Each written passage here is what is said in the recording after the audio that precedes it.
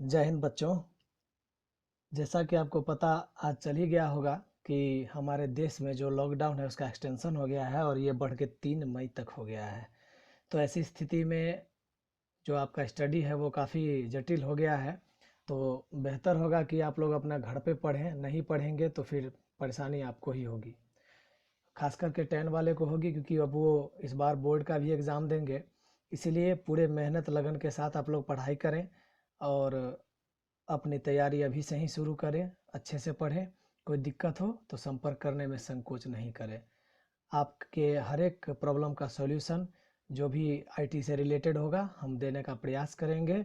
और हमारा ये पूरा प्रयास है कि जो भी हम आपको पढ़ा रहे हैं वो आपको समझ में आ रहा होगा। किसी भी तरह की प्रॉब्लम के लिए आप लोग स्वतंत्र हैं, बात करने के लिए मैसेज कर सकते हैं या फिर कॉल भी कर सकते हैं। तो ये भी आशा है कि हम इसको थोड़ा रैपिड वे में ले चलें क्योंकि समय कम है और ये एक्सटेंशन बढ़ चुका है, तो थोड़ा तेज़ी खींचना होगा आपको। तो चलिए हम लोग इसको आगे बढ़ाते हैं और देखते हैं आज के इस टॉपिक में types of non verbal communication या नॉन वर्बल कम्युनिकेशन के कितने टाइप्स होते हैं।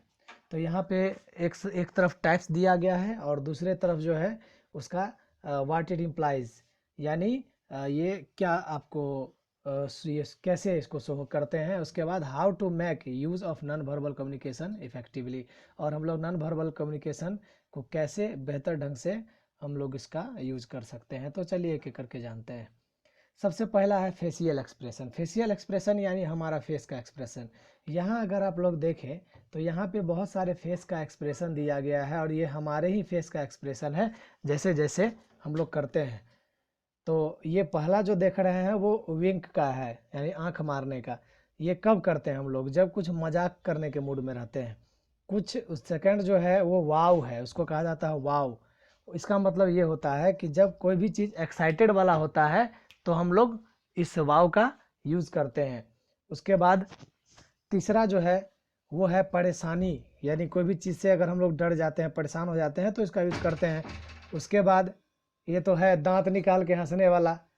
जब आपको कुछ ज़्यादा ही किसी बात की खुशी हो रही हो तो हम लोग दांत निकाल के हंसते हैं। देन उसके बाद एंगर का है, गुस्सा जब आता है। उसके बाद जो देख रहे हैं स्माइलीज, वो है लोट पोट के हंसना, हद से ज़्यादा हंसना, इतना हंसो कि आंख से आंसू निकल जाए। देन उसके बाद 7 नंबर में स्माइल है, हंसता हुआ मुस्कुराता हुआ चेहरा।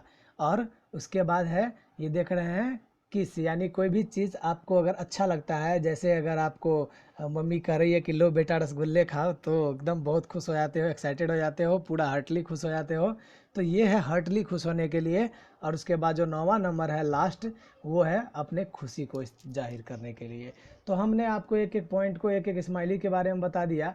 अब व्हाट इट इम्प्लाइज यानी क्या शो करता है। ये facial expression many a time shows the feelings of a person, यानी ये क्या शो करता है, हमारे फीलिंग को शो करता है।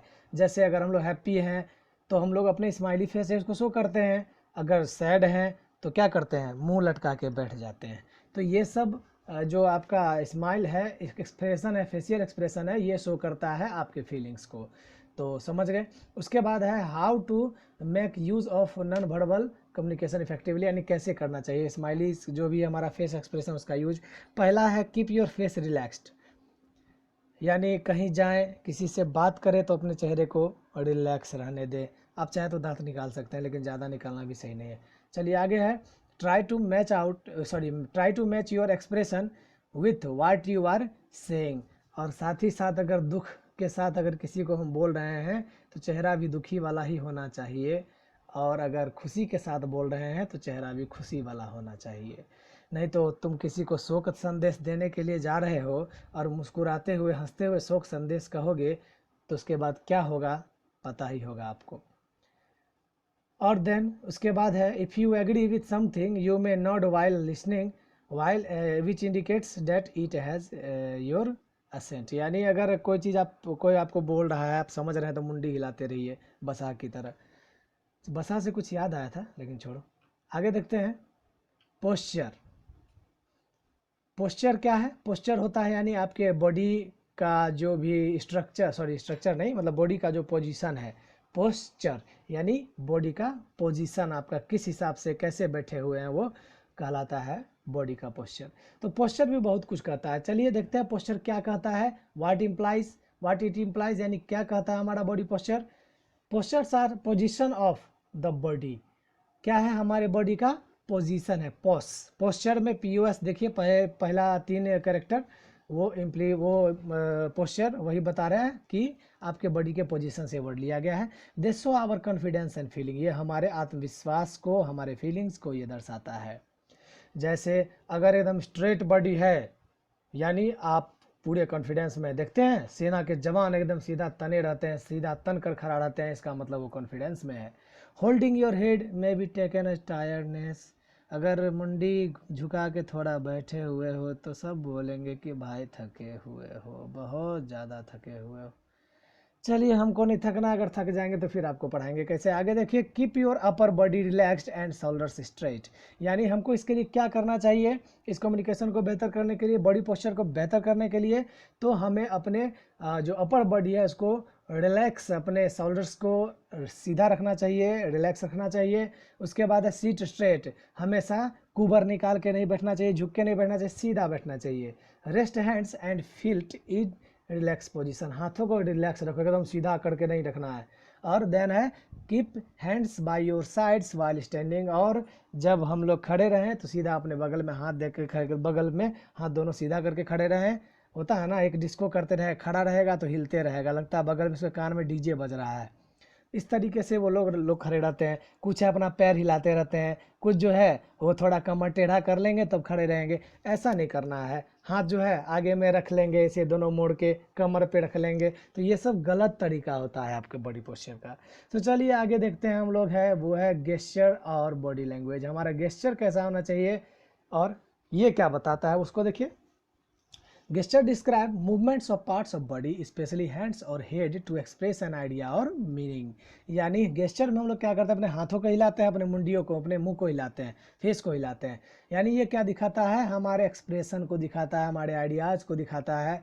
दिस इंक्लूड्स वेविंग, वेविंग मतलब होता है हाथ हिलाना। पॉइंटिंग यानी किसी चीज़ पे इशारा करना, and using our hands when speaking, और बोलते समय हाथों का इस्तेमाल करना।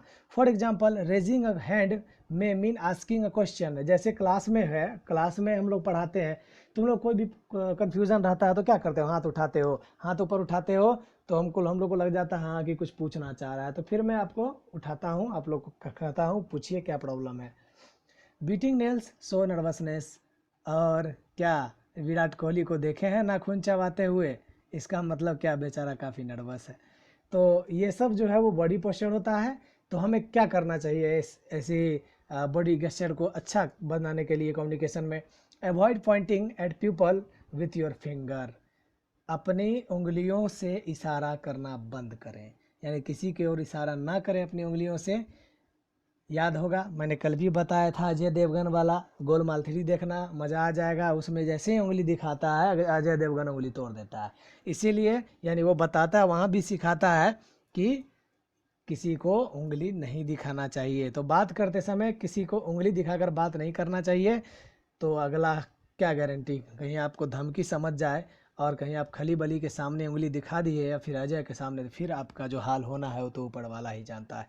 चलिए आगे देखते हैं। Instead of keeping your hands in pocket while talking, try to keep your hands on the sides. Pocket में हाथ डाल के बात नहीं करना चाहिए, इसका मतलब अपने आप को शो कर रहे हैं कि हम बाबू साहेब हैं, ऐसा नहीं करना है।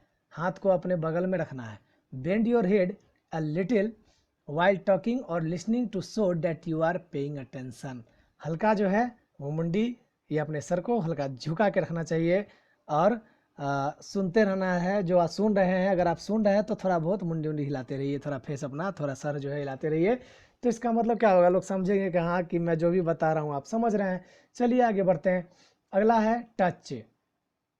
अगला देखिए टच है, इसमें ये क्या बतलाता है टच आपको, to communicate a great deal through our touch such as shaking hands and patting on the back. For example, a firm hand shake shows confidence, sports coaches pat on the back of the players to encourage the players. हम लोग क्या करते हैं, touch करते हैं। Touch करते हैं तो टच करने का 2 तरीका, पहला जो है वो हाथ मिलाना, एक सिंपल वे में हाथ मिला रहे हैं, इसका मतलब है प्रेम से हाथ मिला रहे हैं। अगर कॉन्फिडेंस से हाथ मिलाना है तो थोड़ा मतलब हल्का, तो ये थोड़ा सा ही ताकत यूज करना होता है, हल्का ताकत यूज कीजिए और उसको सेक कीजिए तब हाथ मिलाइए। वैसे मैं बोलूँ, हाथ मिलाना मना है, कोरोना वायरस के डर से हाथ नहीं मिलाना है। अब पूरा वर्ल्ड जो है वो नमस्ते को फॉलो कर रहा है, लेकिन क्योंकि हमारा ये हमारा तो नहीं है, ये विदेशियों का कल्चर है और जिसको हम लोग फॉलो कर रहे हैं। और आशा है कि आज के बाद ये ख़त्म हो जाए, भगवान करे, यही मेरी प्रार्थना है। और पूरा वर्ल्ड इसी कल्चर को यूज करे। किस कल्चर को? नमस्ते वाले कल्चर को, प्रणाम के कल्चर को, हमारे इंडियन कल्चर को यूज करे। मेरी यही ऊपर वाले से प्रार्थना है, और ताकि हमारा गौरव बढ़े। तो हैंड शेक में भी वो तो दो तरीका होता था। लोग कभी कोई एकाध आदमी का लक्षण खराब होता है, वो क्या करते, इतना जोर से हाथ दबा देगा कि जैसे लोग मान लो कि आपका हाथ टूट गया। ये नहीं होना चाहिए। एकदम नॉर्मल हल्का प्रेशर देना है, हल्का प्रेशर देके हैंड शेक करना होता है। तो ये कॉन्फिडेंस आपको दिखाता है। नॉर्मल कर रहे हैं तो नॉर्मल हुआ। और जैसे आप देख रहे होंगे कि आप कोई अच्छा काम करते हैं, तो आपको अगर कोई अच्छा काम करते हैं तो पिताजी आपके पीठ को थपथपाते हैं कि वाह बेटे, या फिर हम ही लोग क्या करते हैं, आपको अप्रिसिएट करते हैं कि वाह बहुत अच्छा किया आपने। तो ये तरीका होता है। तो चलिए देखते हैं कि हम लोग को क्या करना चाहिए इस सेक्टर में कम्युनिकेशन को बेहतर करने के लिए, यानी टच के सेक्शन में। शेक हैंड्स फॉर्मली, आराम से हाथ मिलाइए।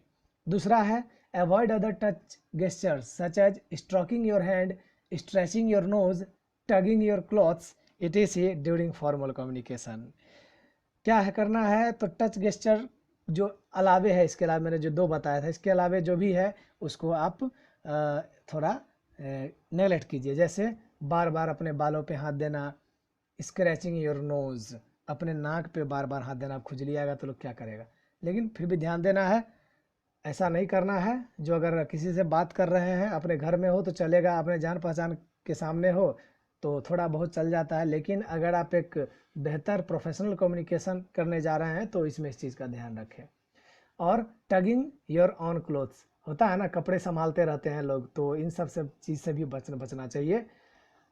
उसके बाद है स्पेस। ये कैसे काम करता है space? The space between two persons while communicating generally depends on the intimacy और क्लोजनेस बिटवीन देम। देखिए, अगर बात रहा यहाँ रहता है स्पेस, स्पेस का मतलब क्या होता है? दूरी। दूरी मतलब कोई ज़्यादा ही आदमी जाना अनजाना है तो हम लोग दूर से ही बात करते हैं। ऐसे भी अभी 1 मीटर का दूरी बना के बात करना चाहिए, कोरोना वायरस का डर है। हो सके तो दूर ही रहिए, दूर से ही बात कीजिए। तो यहाँ क्या है कि स्पेस बतला देता है कि किस आदमी में कितनी घनिष्ठता है, उसके हिसाब से स्पेस लोग को रखना चाहिए। तो हमको क्या करना चाहिए वो देखिए। तो यहाँ दिया हुआ है कि हमें क्या करना चाहिए इस सेक्शन में अच्छा करने के लिए। तो इसमें है मेंटेन प्रॉपर स्पेस। हमें जो भी प्रॉपर स्पेस है उसको मेंटेन करना चाहिए, डिपेंडिंग ऑन द रिलेशनशिप। और वो भी डिपेंड करता है आपका रिलेशन अगले आदमी के साथ कैसा है। विच कुड बी फॉर्मल और इनफॉर्मल, और ये दो तरह का हो सकता है, फॉर्मल या इनफॉर्मल। और the closeness with the person with whom you are talking, जिससे बात कर रहे हैं। अब देखिए, हमको हंसी इसलिए आ रही है कि कोई अनजाना आदमी है और उससे अगर आप गले मिलना चाहते हैं, उससे मिलना चाहते हैं, और एकाएक उसके शरीर पे जंप कर जाए गले मिलने के लिए, तो उसके बाद आपका हाथ पैर दोनों तोड़ देगा, पहली बात। दूसरी बात यह है कि जैसे घर में अगर दूर से बात करो तो फिर डांट तो सुनना ही पड़ता होगा, पुरानी बात है, बोलना नहीं है इसको। तो घर में जैसे पिताजी से दूर से बात करोगे तो फिर उसके लिए भी डांट सुन जाओगे। तो प्रॉपर वे होना चाहिए, प्रॉपर स्पेस रखना पड़ता है रिलेशनशिप के हिसाब से। पिताजी है, मम्मी है, तो सामने में बात करते हैं, सामने खड़े होके, पापा मम्मी से लिपट के उनके गोद में सो के। तो ये आपका अपना स्पेस होता है कि जो जितना क्लोज रहता है आपसे वो उसी हिसाब से बात करेगा। ठीक है, और करना भी चाहिए ऐसा। जो अगर अनजान है तो उससे थोड़ी दूरी रख के ही बात करना चाहिए।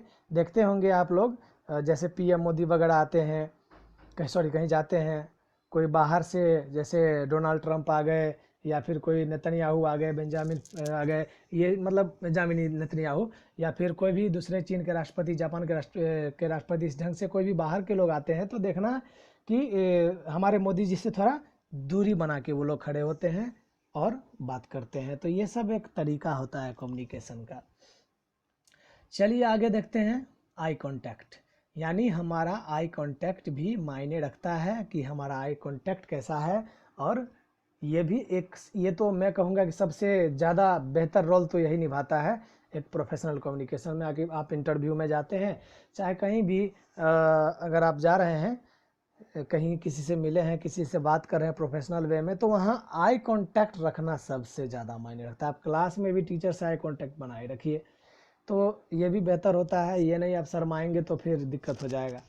ज़्यादा शर्माना नहीं चाहिए, शर्मा जी की तरह।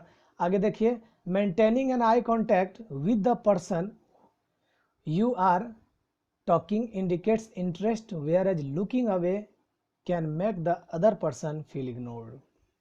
अब जैसे आप ये मान लो कि झा सर क्लास में पढ़ा रहे हैं, सर क्लास में पढ़ा रहे हैं और आपका ध्यान यत्र तत्र भटक रहा है, कभी खिड़की के बाहर, कभी क्लास के बाहर, तो सर तुरंत आपको देखने के बाद बोलते हैं, अरे कहाँ देख रहा है, कहाँ ध्यान है ना। जबकि ऐसा नहीं कि आप नहीं सुन रहे हैं, जो पढ़ा रहे हैं आप सुन रहे हैं। अगर वो आपसे पूछ भी दे तो आप जवाब दे देते हैं, लेकिन अगले को पता नहीं चल पाता है कि आप उनके बात को सुन रहे हैं। इसीलिए आई कांटेक्ट बनाना जरूरी है। इसका मतलब ये होता है कि आप अटेंशन दे रहे हैं। आई कांटेक्ट बना रहे हैं यानी आप अटेंशन दे रहे हैं अगले के बात पर। नहीं आई कांटेक्ट देंगे तो फिर अगला ये नहीं समझ पाएगा कि आप उनके बात को अटेंशन दे रहे हैं। तो इसमें हमको क्या करना चाहिए, look at the person who is speaking, उनको देखो जो बोल रहे हैं। अब ऐसे मत देखो आंख गुरड़ के कि अगले को डर लग जाए। Keep a relaxed pleasant look, अपना जो लुक है एकदम शांत रखो। ये नहीं कि भाई बोर हो रहा है, ऐसा फीलिंग नहीं देना है। Break the look every few seconds, ठीक है। और अगर हम लोग लुकिंग जो है देख भी रहे हैं तो ऐसा नहीं कि लगातार उसको देखते ही रह जाना है, तो फिर दिक्कत ही होगा, ठीक है। कभी अपने कॉपी को देखिए, कभी बुक को देखिए और फिर उनको देखिए। बीच बीच में तोड़ सकते हैं, पलक झपक सकते हैं, ऐसा कोई दिक्कत नहीं कि लगातार ही देखना है, नहीं तो पता चलेगा कहीं खोए हुए हो, दिक्कत हो जाएगी फिर। उसके बाद देखिए लास्ट है इसमें पाड़ा लैंग्वेज। अरे ये पाड़ा लैंग्वेज पारा लैंग्वेज क्या है, देखते हैं कि पाड़ा लैंग्वेज क्या होता है। और हाँ सॉरी, इसमें होता क्या है वो देखिए पहले। Paralanguage is the tone of our voice, speed and volume that makes a difference in the meaning of communication. यानी हमारे जो भी हम बोलते हैं उसके स्पीड में कम बेस, आवाज़ में कम बेस मायने रखता है। स्पीकिंग टू फास्ट में शो एक्साइटमेंट और नर्वसनेस, अगर आप ज़्यादा बोल रहे हैं इसका मतलब पक्का नर्वस है ये, पहला। दूसरा ये कि कुछ ज़्यादा ही एक्साइटेड है। स्पीकिंग टू स्लो में शो सीरियसनेस, सैडनेस और मेकिंग ए पॉइंट। अगर आप काफ़ी ज़्यादा स्लो बोलते हैं इसका मतलब या तो आप सीरियस, इसमें आप कुछ ज़्यादा ही सीरियस हो गए हैं, या फिर आप सैड हैं, या फिर कोई पॉइंट आप क्रिएट कर रहे हैं वहाँ पर। तो देखिए यहाँ पर इसमें हमको क्या करना चाहिए, use a proper tone and volume वाली स्पीकिंग।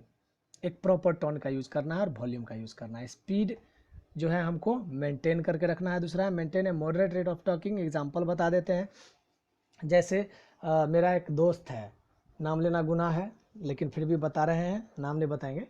जैसे वो बोलते हैं, अगर वो बोलते हैं तो अगर वो पूरा सेंटेंस बोलते हैं तो आधा सेंटेंस सुनाई देता है, आधा गायब, ठीक है। अब जैसे उन्होंने कहा कि भाई कहाँ जा रहे हो, तो ऐसे बोलेंगे भाई कहाँ जा रहे हो, क्या भाई कहाँ जा रहे हो, इस तरीके से। तो होता है ना कि आधा मुंह से निकला, आधा मुंह में ही रह गया, बेचारा निकल गया। ऐसा नहीं होना चाहिए, पूरा होना चाहिए। उसके बाद क्या है, स्पीड। स्पीड जो है, अब बताया था मैंने कमेंट्री वाला बात कि एक एक स्लो है, स्लो है, एक स्पीड नहीं हो जाना है, एकदम प्रॉपर वे मेंटेन करना है, तब जाके आप बेहतर कम्युनिकेशन इस का ऑर्गेनाइज कर सकते हैं, अच्छा कम्युनिकेशन कर सकते हैं। तो यहाँ पर मैंने आपको बताया types of non verbal communication, और इसमें मैंने बताया कौन कितने टाइप होते हैं। सारे टाइप्स को आप लिख लेंगे, व्हाट इट इम्प्लाइज यानी ये क्या दर्शाता है इसको लिख देंगे, और how to make use of non verbal communication effectively. और हमको ये नॉन वर्बल कम्युनिकेशन को और भी बेहतर करने के लिए इस सेक्शन में क्या करना चाहिए इसके बारे में भी लिख लेंगे। कहने का मतलब कि टेबल 1.5 ये पूरा का पूरा आप लोग नोट कर लेंगे, और हो सकता है कि इससे आपको फ्यूचर में हम क्वेश्चन आपको दे सके। तो चलिए अब हम चलते हैं विजुअल कम्युनिकेशन, यानी आँखों से कम्युनिकेशन। भाई ये पॉसिबल है क्या? जी हाँ, बिल्कुल पॉसिबल है। Another important method of communication is visual communication, which involves sending and understanding message only through images or pictures. यानी अगर हम आपको कोई पिक्चर दिखाते हैं, ग्राफ दिखाते हैं, जैसे आप कोई भी ग्राफ बनाते हैं, चार्ट बनाते हैं, तो क्या उसको देख के ही समझ जाते हैं ना एक बार में कि ये क्या है। पिक्चर में आपको संस्कृत में बराबर सर क्वेश्चन देते होंगे क्या, तो इमेज देखिए, पिक्चर देखिए, और ये क्या क्वेश्चन अराइज हो रहा है इस क्वेश्चन पिक्चर के माध्यम से, उसको बताइए। ये कौन सी कहानी इसमें बन रही है। बचपन में भी आप लोगों ने देखा होगा बंदर और टोपी वाला कहानी, इमेज दिया हुआ है, आपको बोला गया बनाने के लिए, और वो कौआ और कंकड़ वाला कहानी, तो बस इमेज आपको दिखा दिया गया और खुद ब खुद आप उसको क्रिएट कर लेते हैं। यही हुआ विजुअल कम्युनिकेशन। तो चलिए आगे देखते हैं। The main advantage of this type of communication is that you do not need to know any particular language for understanding it. ये सबसे बड़ी क्वालिटी है इसमें, इस चीज़ को समझिए। सबसे बड़ी क्वालिटी इस लैंग्वेज की है कि इसमें आपको किसी भी भाषा को सीखने की ज़रूरत नहीं पड़ती है। आपको अगर पानी चाहिए, आप अगर चले गए हो जापान, रसिया, कहीं भी अगर चले गए, पानी चाहिए, भाषा बोलोगे अपना, अगला आदमी नहीं समझ रहा है, चट से एक पेपर उठाओगे, पेन उठाओगे और तुरंत गिलास का फोटो बनाओगे और वहाँ पे पानी लिख दोगे, सॉरी पानी का वो शेडो कर दोगे, तो अगला आदमी समझ जाएगा कि पानी मांग रहा है। तो ये भी बेहतर तरीका है, और ये ऐसा कम्युनिकेशन का मीडियम है जिसमें लैंग्वेज की ज़रूरत नहीं पड़ती है। आप बता लैंग्वेज का यूज कर सकते हैं। Easy to understand and remain same across different places. हाँ, ये देखिए एक बेहतर एग्जाम्पल इस टेबल के माध्यम से हम आपको देने जा रहे हैं कि कोई भी इंडिकेशन, कोई भी इमेज देख के हम समझ जाते हैं कि यहाँ प्रॉब्लम क्या है भाई। तो देखते हैं visual communication exchanging information through images. यहाँ इमेजेज के थ्रू कैसे विजुअल कम्युनिकेशन हम लोग करते हैं। इमेज देखिए, मुझे लगता है कि आप लोग पढ़े भी नहीं होंगे जो इमेज दिया हुआ है उसके बगल में, और एक बार में समझ गए होंगे कि भाई हॉर्न बजाना मना है। Traffic symbols which communicates not to blow horn, यानी हॉर्न बजाना यहाँ मना है। काश कोई गुमती पे बजा दे, इसको लगा दे। Sign for ladies and gents toilet, ये तो पता होगा आपको, जेंट्स टॉयलेट और लेडीज टॉयलेट लिखा रहता है, लेकिन उसके बावजूद भी वहाँ पे मेल का अगर पिक्चर लगा है, समझ जाइए कि मेल का टॉयलेट है, और ये अगर लेडीज़ का लगा है तो लेडीज़ टॉयलेट है। भूल से भी गलत तरीके से उसको, मतलब ये नहीं कि मेल है तो फीमेल में घुस जाओ, फिर फीमेल है तो मेल में घुस जाओ, उसके बाद तो इतनी मार पड़ेगी कि आदत छूट जाएगी। साइन फॉर इन्फ्लेमेबल सब्सटेंसेस, जैसे अगर हम लोग कहीं जा रहे हैं तो एक ज्वलनशील पदार्थ, एक ज्वाला का जो है आग का वहाँ इमेज बना हुआ होता है, तो हम लोग एक बार में देख के समझ जाते हैं कि यह क्या है, ज्वलनशील पदार्थ है, यानी इन्फ्लेमेबल सब्सटेंसेस है। यानी अगर थोड़ा सा भी वहाँ पे फायर कहीं से अगर हम उसके आसपास ले जाएं तो वहाँ पर आग लगने की संभावना हो सकती है। इसीलिए इस मामले तो खासकर आप लोग केयरफुल ही रहें। ये अधिकतर आप लोग रेलवे वगैरह में ज़रूर देख लेंगे।